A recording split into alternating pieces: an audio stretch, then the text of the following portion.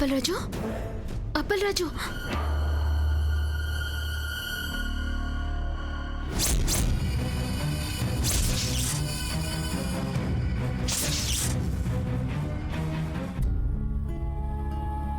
అప్పలరాజు, అప్పలరాజు.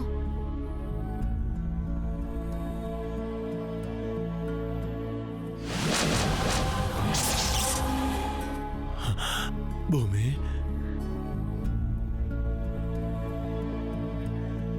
ఏంటో కలొచ్చినది భూమి. నా మొహం మీద ఎవరో దిండుతో ఒత్తి నన్ను చంపేస్తున్నట్టు కలొచ్చినది భూమి.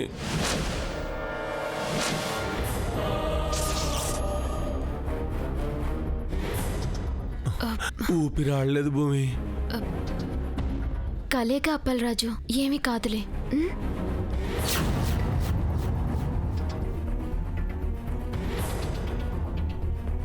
ఓ,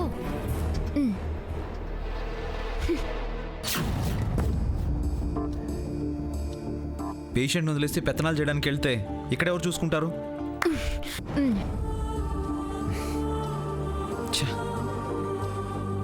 భూమి, బాగా దాహంగా ఉన్నది భూమి. అయ్యో, ఇప్పుడే అట్టుకొస్తానండి.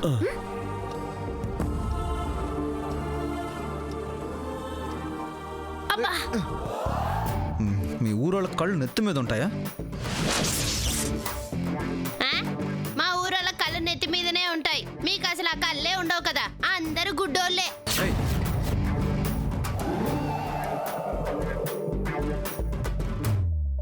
కొండమా, నిజాలు చెప్పడం మానేసి అప్పలరాజు పక్కనుండు, నా నీళ్ళు అట్టుకొస్తాను.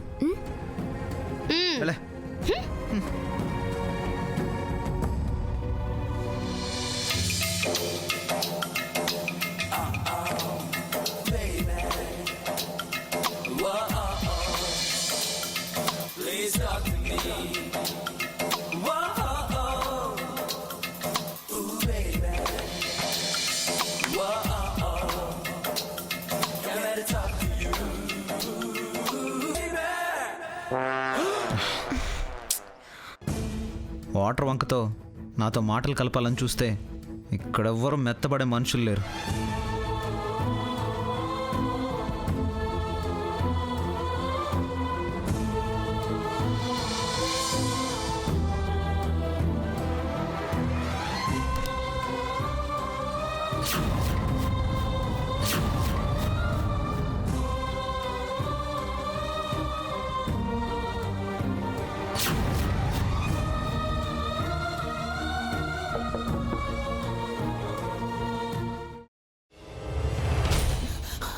నువ్వు ఇంకేమన్నా చెప్పాలా?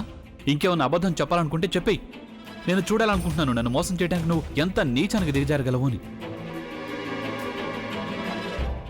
ఎందుకు ఆలియా, ఎందుకు నువ్వు ఇలా చేసావు? నీకు తెలుసు కదా నానమ్మ తర్వాత నీ ఒక్కదానిని కదా నేను పూర్తిగా నమ్మేది.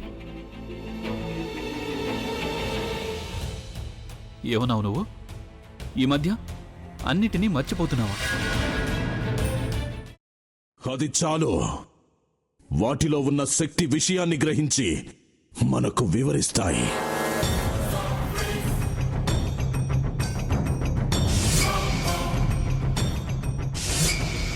ఎవరు ఆ దండ విప్పొద్దు, గది తలుపులు తెరవద్దు.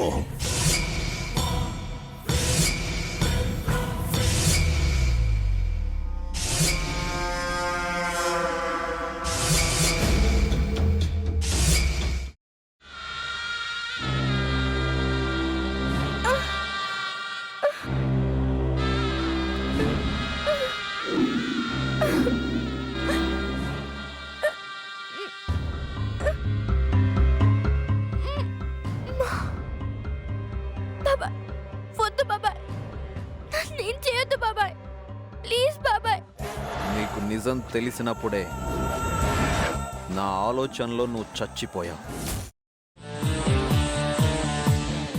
ప్లీజ్ కొంచెం తినండి. ప్లీజ్ భీమారావు గారు. మీరా? ఇగో మీరా కాదు, సక్కుబాయ్. అవును, మీ పనామే లేచిపోయిందని చెప్పి కంప్లైంట్ ఇచ్చినావు కదా. రేయ్, ఆయన కంప్లైంట్ ఇచ్చింది లేచిపోయిందని కాదు, కనిపించడం లేదు అని. అట్లానా? సరే మేడం. ఇడియట్. ఆ వంట మనిషి పేరేంటన్నారు? రత్తాలు మేడం. ఏం పెద్ద మంచి నీ వంట మంచిని కూడా మేడం అని పిలుస్తావా?